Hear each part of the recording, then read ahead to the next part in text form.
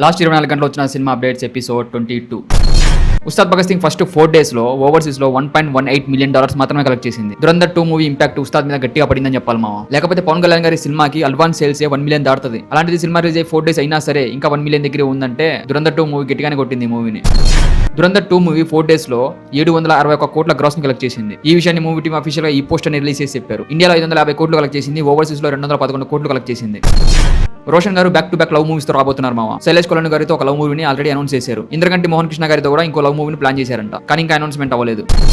నిన్న మార్కెట్లో ఒక రూమర్ స్టార్ట్ అయింది, పవన్ కళ్యాణ్ గారు OG 2 మూవీ స్టార్ట్ చేస్తున్నారు అని చెప్పి. అదంతా నిజం కాదు అని, పవన్ కళ్యాణ్ గారు మూవీస్ నుంచి లాంగ్ బ్రేక్ తీసుకుంటున్నారు అని చెప్పి పవన్ కళ్యాణ్ గారి టీమే అఫీషియల్ గా అనౌన్స్ చేశారు.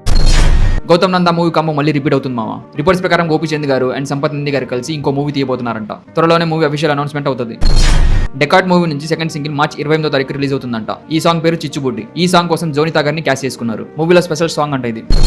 నిన్న ప్రియదర్శి గారి సియో తన మూవీ ఒక ట్రైలర్ రిలీజ్ అయింది మామ. చూడకపోతే చూసేయండి, చాలా ఇంట్రెస్టింగ్ ఉంది కాన్సెప్ట్. మూవీ ఏమో మార్చ్ 27వ తారీఖు రిలీజ్ అవుతుందంట. ప్రభాస్ గారి డార్లింగ్ మూవీ ఏప్రిల్ 23వ తారీఖున రిలీజ్ అయిపోతున్నారు. ఇది పక్కన పెట్టేసి రేసుగుర్రం మూవీ ఒక ట్రైలర్ ని మార్చ్ 26వ తారీఖు రిలీజ్ చేస్తున్నారంట. శ్రీకాంత్ గారు సంబరాల ఐటీ మూవీలో ఒక రోల్ చేయబోతున్నారు మామ. తన బర్త్డే సందర్భంగా మూవీ టీం రిలీజ్ చేసిన పోస్టర్ ఇది. పోస్టర్ ఎలా ఉందో కింద కామెంట్ నాతో షేర్ చేసుకోండి. సో దట్స్ అ వీడియో మామ. మళ్ళీ నెక్స్ట్ వీడియోలో కలుద్దాం. అంతవరకు టేక్ కేర్, బై బాయ్.